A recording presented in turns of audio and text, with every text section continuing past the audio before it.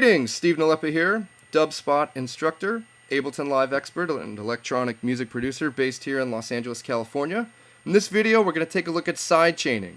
There's 3 audio effects in Ableton Live that have the sidechain feature.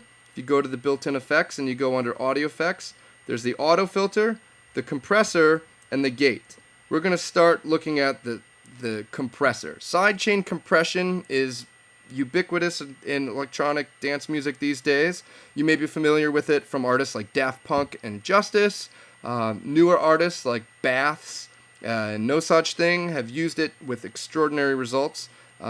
This is a track. Let's take a listen to Nosaj Thing, Jason's track, Coat of Arms, from his beautiful album Drift. So you can see the song starts out with a vocal going through a giant reverb delay plugin, but listen how it ducks out of the way when the kick kicks in.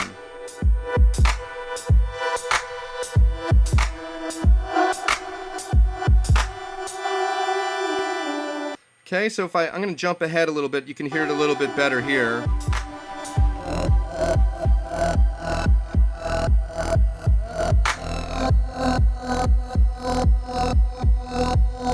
Okay, so do you hear how it's become very rhythmic? There's a synth and this vocal going through a big reverb delay, and they're both, the synth and the vocal are kind of ducking whenever the kick drum happens.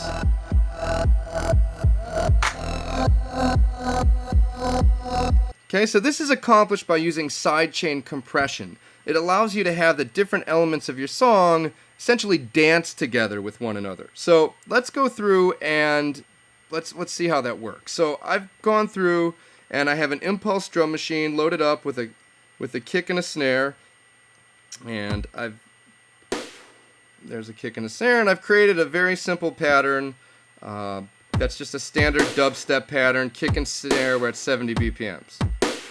Okay, and then I've gone through and I've added fat ARP 2600 synth, just playing one long D sharp note, and then I also have here this Tal Vintager, which is a free VST from Studio Tools with a Z.net. They have over 500 free plugins for Mac users. And so I have these 2 synths playing and this kick and snare pattern. Okay. And it sounds cool, but those synths are pretty much overpowering the drums. The drums are not able to cut through because there's this giant wall of synth.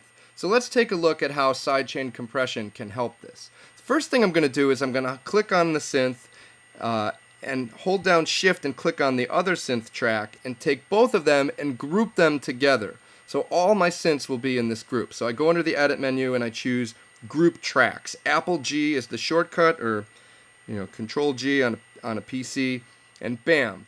Now that I've grouped that together, I can go through and solo that part, change the volume, or add effects that will affect all of the tracks that live inside of this group.